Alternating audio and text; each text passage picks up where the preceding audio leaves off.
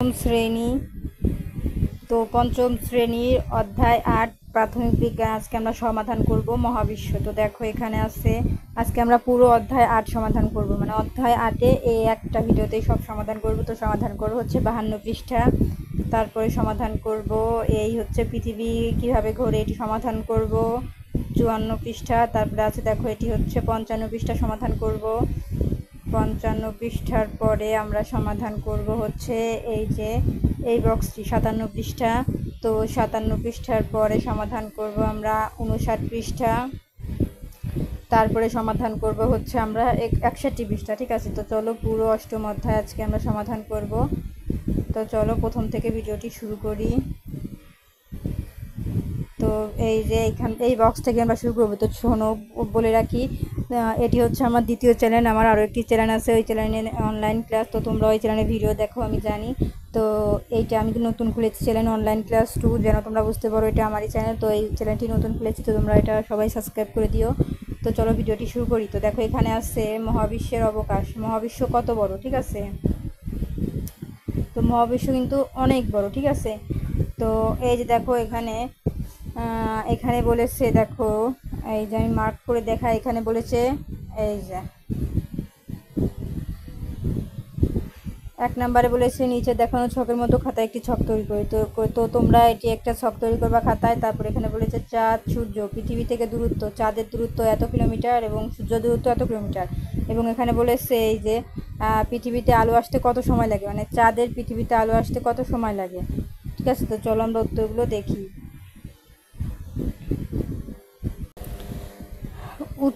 উত্তরগুলো কিন্তু নিচে দেখো এখানে দেওয়া আছে। দেখো এখানে প্রশ্নে বলেছে যে এই যে আমি না দেখালে বুঝবা না, এই যে চাঁদ এত কিলোমিটার হ্যাঁ দূরত্ব এবং পৃথিবীতে তার আলো আসতে কত সময় লাগে। তো চাঁদের কত সময় লাগে, এই যে দেখো এখানে উত্তর দেওয়া আছে। এই যে দেখো এখানে উত্তর দেওয়া আছে। এই যে পৃথিবী থেকে চাঁদের দূরত্ব এত কিলোমিটার, ওই যে আমি দেখালাম না প্রশ্নে, ঠিক সেটা। এবং এখানে দেখো দিয়েছে এই যে আলো প্রতি সেকেন্ডে প্রায় এত কিলোমিটার বেগে চলে। হ্যাঁ, এত কিলোমিটার বেগে চলে। তাহলে তাই তাই চাঁদ থেকে পৃথিবীতে আলো পৌঁছাতে এই যে মেন সময় লাগে এই যে এতটুকু। আমি দেখাই, এই যে তাহলে মেন সময় লাগে কত পৃথিবীতে এই যে আলো পৌঁছাতে। এই যে পৃথিবীতে মার্কটা ভালো হচ্ছে না, এই যে পৃথিবীতে আলো পৌঁছাতে 1.3 সেকেন্ড সময় লাগে, এই যে লাগে। ঠিক আছে, তাহলে চাঁদের কত সময় লাগে, এত সময়। এই যে তাহলে এখানে অতটুকু সময় লিখে দিবা। তারপরে দেখো এখানে 2-এ বলেছে সূর্য পৃথিবীতে আলো আসতে কত সময় লাগে। তো চলো আমরা উত্তরটা দেখি। এই যে দেখো এখানে দেওয়া আছে এই যে সূর্য থেকে পৃথিবীতে আলো পৌঁছাতে প্রায় 8 মিনিট সময় লাগে, 8 মিনিট সময় লাগে। তাহলে কি আমরা উত্তরটি পেয়ে গেলাম, পৃথিবীতে আলো আসতে কত সময় লাগে সূর্যের 8 মিনিট এবং চাঁদের লাগে হচ্ছে এই যে 1.3 সেকেন্ড সময়। তো আমরা উত্তরটি কিন্তু পেয়ে গেছি। তো তোমরা এই দুটির মধ্যে লিখে দিবা। ঠিক আছে, তাহলে আমাদের এটি কমপ্লিট, এটি কিন্তু আমাদের কমপ্লিট। ঠিক আছে, এবং দেখো এখানে বলেছে আলো 1 সেকেন্ডে এত কিলোমিটার বেগে চলে, চাঁদ এবং সূর্য থেকে পৃথিবীতে আলো আসতে কত সময় লাগবে হিসাব করি। তো এই যে এটিই বলেছে, মানে হিসাব করি কত সময় লাগে সেটি আমরা এর মধ্যে লিখবো। তাহলে আমরা উত্তরটি দেখে দিয়েছি এবং উত্তরগুলো ছকে লিখি, মানে এই উত্তরগুলো আমরা ছকে লিখবো। ঠিক তাই আমরা কিন্তু ওই উত্তরটি দেখিয়েছি, তোমরা উত্তরটি ছকে লিখে নিবা। তারপর কাজটি নিয়ে, মানে এই উত্তরটি নিয়ে তোমরা সহপাঠী মানে স্কুলের ফ্রেন্ডদের সাথে আলোচনা করবা। তো উত্তরটি কমপ্লিট। এখন চলো আমরা নেক্সটে চলে যাই। এই দেখো পৃথিবী কিভাবে ঘোরে। ঠিক আছে, এই দেখো উত্তর,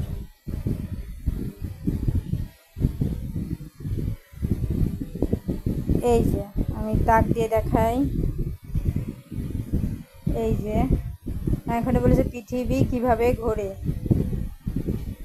এই যে পৃথিবী সৌরজগতের একটি গ্রহ, অন্যান্য গ্রহের মতো পৃথিবীও সূর্যের চারপাশে নির্দিষ্ট কক্ষপথে ঘোরে। এই যে ঘোরে। তাহলে কি আমরা অ্যান্সার পেলাম। ঠিক আছে, তো এটির অ্যান্সার এটি। তো চলো আমরা এখন নেক্সটে চলে যাব। নেক্সটে দেখো এখানে বলেছে দিন এবং রাত কিভাবে হয়। তো দিন এবং রাত কিভাবে হয়, দিন এবং রাত কিভাবে হয়। তো চলো আমরা, এই যে দেখো দিন এবং রাত, ঠিক আছে। এই যে দেখো এখানে বলেছে, এই যে পৃথিবী নিজ নিজ অক্ষের চারপাশে ক্রমাগত ঘুরছে, এই কারণে প্রতিদিন সকালে সূর্য ওঠে এবং সন্ধ্যায় অস্ত যায়। পৃথিবীর এক অংশ সূর্যের দিকে মুখ করে থাকে এবং অপর অংশ সূর্যের বিপরীত দিকে থাকে। যে অংশটা সূর্যের শেষ দিকে মুখ করে থাকে সে অংশটার দিক, এবং যে অংশটা বিপরীত দিকে থাকে সে অংশটা রাত হয়। তাহলে দিন এবং রাত কিভাবে হয় আমরা পেলাম এই যে এতটুকু অ্যান্সার, ঠিক আছে। আমি প্রত্যেকটির অ্যান্সার তোমাদের দেখিয়ে দিব। তাহলে দিন এবং রাত কিভাবে হয়, এই যে দিন এবং রাত কিভাবে হয় আমরা কিন্তু অ্যান্সারটি দিয়ে দিলাম। তারপরে দেখো এখানে বলেছে দিন এবং রাত হওয়ার কারণ। দেখো এখানে 1 নম্বরে বলেছে পৃথিবীর নমুনা স্বরূপ একটি ভূগোল বা বল, একটি স্টিকার এবং সূর্য নমুনা স্বরূপ একটি উজ্জ্বল টস নেই। এখানে বলেছে নিচের ছকের মতো একটি খাতায় ছক তৈরি করো। তো তোমরা একটি খাতায় ছক তৈরি করবা। তারপরে 3 বলেছে ভূগোলকে বাংলাদেশের উপর স্টিকার লাগায়, মানে এর উপর একটা স্টিকার লাগাবে। এটার কোনো উত্তর নাই, তোমাদের একটি খেলা খেলতে বলেছে এরকম আকারে। তারপরে 4 বলেছে শ্রেণীকক্ষটি অন্ধকার ঘরে ভূগোলের ওপর টস এর আলো নিক্ষেপ করো, মানে এরকম একটি টসের আলো তোমরা জ্বালিয়ে রাখবা। তারপরে 5 বলেছে ভূগোলটি পর্যবেক্ষণ করে ছকের ছবি আঁকি, মানে এটির একটি ছবি আঁকবা। ভূগোলটি ঘড়ির কাঁটার বিপরীতে ধীরে ধীরে ঘুরায় এবং স্টিকারের অবস্থান পর্যবেক্ষণ করি, মানে এটা একটু পর্যবেক্ষণ করবা। তারপরে ভূগোলটি কোন পাশে দিন এবং কোন পাশে রাত তা নিয়ে তোমরা চিন্তা করবা। তারপরে বলেছে নিজের ধারণাটি খাতায় লিখবা। তো তোমাদের কি ধারণা হয়েছে সেটি খাতায় লিখবা। তো এটার কোনো উত্তর নেই, জাস্ট একটি কথা বলেছে। তো চলো আমরা নেক্সটে চলে যাই। নেক্সটে দেখো এখানে বলেছে এই যে ঋতু পরিবর্তন কেন হয়। এই যে আমি তোমাদের দেখাই, এই যে ঋতু পরিবর্তন কেন হয়। তো ঋতু পরিবর্তন কেন হয় আমি তোমাদের দেখাই। এই যে দেখো এখানে বলেছে, আমি দেখাই ঋতু পরিবর্তন কেন হয়।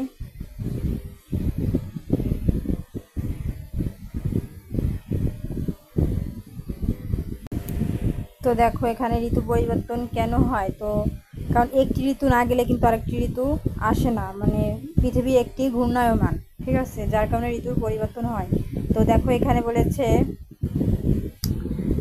এই যে এখানে বলেছে এই যে পৃথিবীর নমুনা স্বরূপ একটি ভূগোল দাগ মুছে ফেলা যায়, যা এমন মার্কার পরিমাপ ফিতা এবং সূর্যের নমুনা স্বরূপ একটি উজ্জ্বল টস নিতে। তোমাদের একটি টস নিতে হবে, নিচের ছকের মতো খাতে একটি ছক তৈরি করতে হবে। এবং বলেছে দিনের দৈর্ঘ্য কত সেমি, রাতের দৈর্ঘ্য সেমি। এখানে বলেছে টসের অভিমুখে উত্তর মেরু, টসের বিপরীত উত্তর মেরু।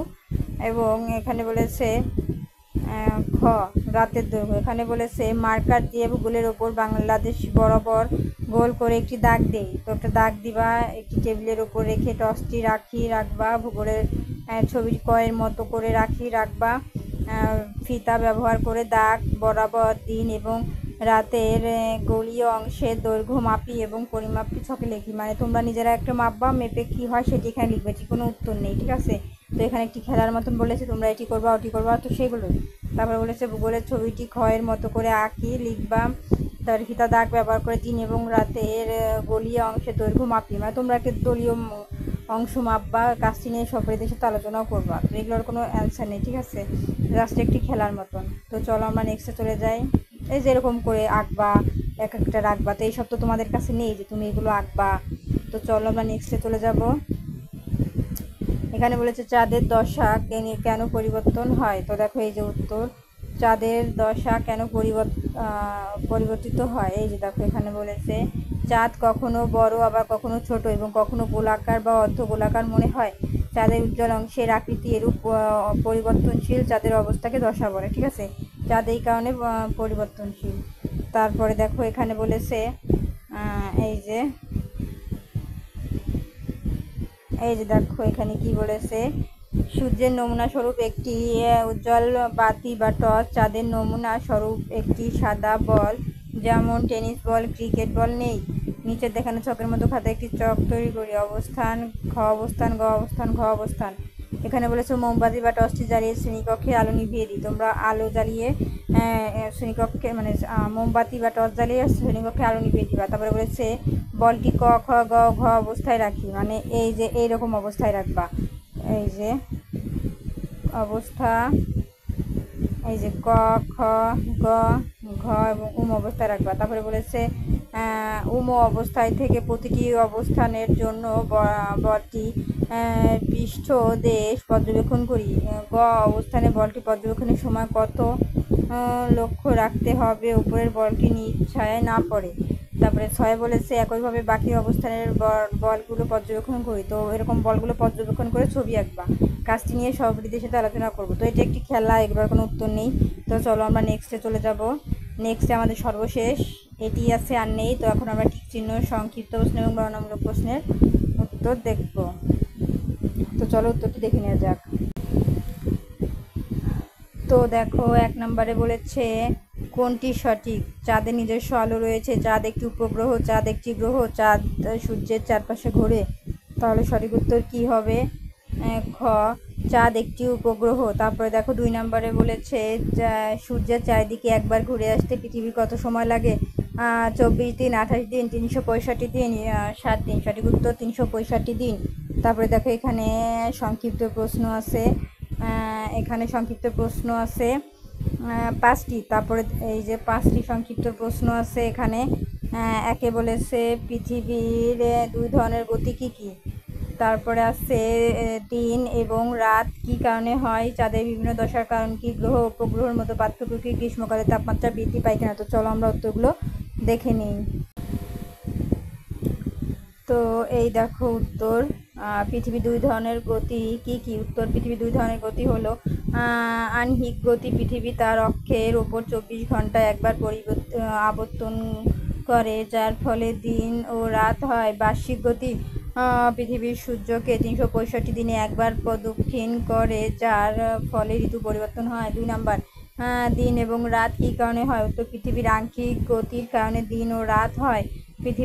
পৃথিবী যখন তার অক্ষের ওপর আবর্তন করে তখন পৃথিবীর যে অংশ সূর্যের দিকে থাকে সেখানে দিন এবং অপর অংশে সূর্যের বিপরীত দিকে থাকে সেখানে রাত হয়। তো এখন আমরা দেখব 3 নম্বর প্রশ্ন। দেখো এখানে 3 নম্বর প্রশ্নে কি বলেছে? এখানে বলেছে চাঁদের বিভিন্ন দশার কারণ কি? উত্তর চাঁদের বিভিন্ন দশার কারণ হলো পৃথিবী ও সূর্যের চারপাশে চাঁদের কক্ষপথ, চাঁদ যখন পৃথিবীর প্রদক্ষিণ করে তখন সূর্যের আলো চাঁদের বিভিন্ন অংশকে আলোকিত করে। পৃথিবী থেকে আমরা চাঁদের আলোকিত অংশের যে বিভিন্ন আকার দেখি সেগুলোই চাঁদের দশা। তো চলো এখন আমরা 4 নম্বর প্রশ্নের উত্তর দেখি। 4 নম্বর প্রশ্ন, গ্রহ উপগ্রহের মধ্যে পার্থক্য কি? গ্রহ এই হচ্ছে গ্রহ। গ্রহ হলো এমন এক মহাজাগতিক বস্তু যা সূর্যের মতো কোনো নক্ষত্রকে প্রদক্ষিণ করে নিজের মহাকর্ষের কারণে প্রায় গোলাকার হয় এবং তার কক্ষপথের আশপাশে অন্যান্য বস্তুকে সরিয়ে দেয়। উপগ্রহ হলো এমন এক মহাজাগতিক বস্তু কোনো গ্রহকে প্রদক্ষিণ করে, যেমন চাঁদ পৃথিবীর একটি উপগ্রহ। 5 নাম্বার, গ্রীষ্মকালে তাপমাত্রা বৃদ্ধি পায় কেন? গ্রীষ্মকালে তাপমাত্রা পায় কেন এলো প্রশ্ন। উত্তর হলো গ্রীষ্মকালে তাপমাত্রা বৃদ্ধির প্রধান কারণ হলো সূর্যের আলোর পতন কোন দিকে এবং দিনের দৈর্ঘ্য। গ্রীষ্মকালে সূর্যরশ্মি পৃথিবীর পৃষ্ঠে অপেক্ষাকৃত খাড়াভাবে পড়ে এবং দিনের দৈর্ঘ্য বেশি হয়, ফলে সূর্যের আলো বেশি সময় ধরে এবং বেশি তীব্রভাবে ভূপৃষ্ঠকে উত্তপ্ত করে, যার ফলে তাপমাত্রা বৃদ্ধি পায়। তো চলো আমরা আমাদের বর্ণনামূলক প্রশ্নগুলো দেখি। তো দেখো আমাদের কিন্তু সংক্ষিপ্ত প্রশ্ন কমপ্লিট, এখন আছে বর্ণনামূলক প্রশ্ন। এখানে দেখো 1 থেকে 5টি প্রশ্ন আছে এবং তাও 5 নাম্বার প্রশ্নটি হচ্ছে নিচের ছবি দেখে আমাদের করতে হবে এবং 1 থেকে 4টি প্রশ্ন এমনি করতে হবে। তো চলো আমরা উত্তরগুলো দেখে নেই। তো এই দেখো 1 নম্বরে বলেছে ঋতু পরিবর্তনের কারণ। তো উত্তর হবে পৃথিবীর কক্ষপথের সমতলের সাথে তার অক্ষের 23.5 ডিগ্রি কোণে হেলে থাকার কারণে এবং সূর্যের চারপাশে পরিক্রমের ফলে পৃথিবীর বিভিন্ন অংশে সূর্যের আলো আপতন কোণ পরিবর্তিত হয়, যার ফলে ঋতু পরিবর্তন ঘটে। 2 নম্বরে বলেছে সূর্যকে পূর্ব থেকে পশ্চিম আকারে চলমান মনে হওয়ার কারণ। উত্তর পৃথিবী তার নিজ অক্ষের ওপর পশ্চিম থেকে পূর্বে আবর্তন করে। এই আবর্তনের কারণে আমাদের কাছে মনে হয় যেন সূর্য পূর্ব দিকে থেকে উঠে পশ্চিম দিকে অস্ত যাচ্ছে। তো চলো এখন আমরা 3 নাম্বার প্রশ্ন দেখব। এই দেখো 3 নাম্বার প্রশ্নে কি বলেছে, পৃথিবীর অর্ধেক উত্তরাংশ সূর্যের দিকে হেলে পড়লে কি ঘটে? তখন দিন ও রাতের দৈর্ঘ্য কি পরিবর্তন ঘটে? উত্তর হবে, যদি পৃথিবীর অর্ধেক উত্তরাংশ সূর্যের দিকে হেলে থাকে তাহলে উত্তর গোলার্ধে গ্রীষ্মকাল এর দক্ষিণ গোলার্ধে শীতকাল বিরাজ করবে। এই সময়ে উত্তর গোলার্ধে দিনের দৈর্ঘ্য বৃদ্ধি পাবে এবং রাতের দৈর্ঘ্য হ্রাস পাবে। অন্যদিকে দক্ষিণ গোলার্ধে দিনের দৈর্ঘ্য হ্রাস পাবে এবং রাতের দৈর্ঘ্য বৃদ্ধি পাবে। তো চলো এখন আমরা 5 নাম্বারের সমাধান দেখি। তো এই দেখো 4 নাম্বারে প্রশ্নে বলেছে, কিভাবে সৌরজগৎ, আকাশগঙ্গা, ছায়াপথ ও মহাবিশ্ব সম্পর্কযুক্ত? উত্তর, সৌরজগৎ হলো সূর্যের চারপাশে ঘূর্ণায়মান গ্রহ, উপগ্রহ, গ্রহাণু ইত্যাদি নিয়ে গঠিত একটি ব্যবস্থা। এই সৌরজগৎ আকাশগঙ্গা ছায়াপথের একটি ক্ষুদ্র অংশ। আকাশগঙ্গা ছায়াপথ হলো কোটি কোটি নক্ষত্র, গ্যাস ও ধূলিকণা নিয়ে গঠিত একটি বিশাল নক্ষত্রযুক্ত যা মহাবিশ্বের অসংখ্য ছায়াপথের মধ্যে একটি, অর্থাৎ সৌরজগৎ আকাশগঙ্গা ছায়াপথের অংশ এবং আকাশগঙ্গা ছায়াপথ মহাবিশ্বের অংশ। 5 নাম্বার প্রশ্ন, নিচের ছবি দুটি দেখো। দুটি ছবির দিনের একই সময়ে একইখানে তোলা হলো দেখতে ভিন্ন, এর কারণ কি? উত্তর, ছবি দুটি দিনের একই সময়ে বিকাল 5টায় এবং একই স্থানে তোলা হলেও জুন ও ডিসেম্বর মাসের ভিন্নতার কারণে দেখতে ভিন্ন এবং এর কারণ হলো ঋতু পরিবর্তন। জুন মাসে উত্তর গোলার্ধে গ্রীষ্মকাল থাকে তাই সূর্যের আলো বেশি থাকে এবং দিন বড় হয়। অন্যদিকে ডিসেম্বর মাসে উত্তর গোলার্ধে শীতকাল থাকে তাই সূর্যের আলো কম থাকে এবং দিন ছোট হয়, ফলে একই সময়ে পরিবেশ অন্ধকারাচ্ছন্ন দেখায়। তো চলো আমাদের উত্তর কমপ্লিট, আমরা আমাদের হোম পেজে ফিরে যাই। তো আমাদের কিন্তু বর্ণনামূলক প্রশ্ন কমপ্লিট। তো আজকের মতো এই পর্যন্তই। পরবর্তীতেও নবম অধ্যায়ের ভিডিও দেখার জন্য অবশ্যই সাবস্ক্রাইব মাই চ্যানেল।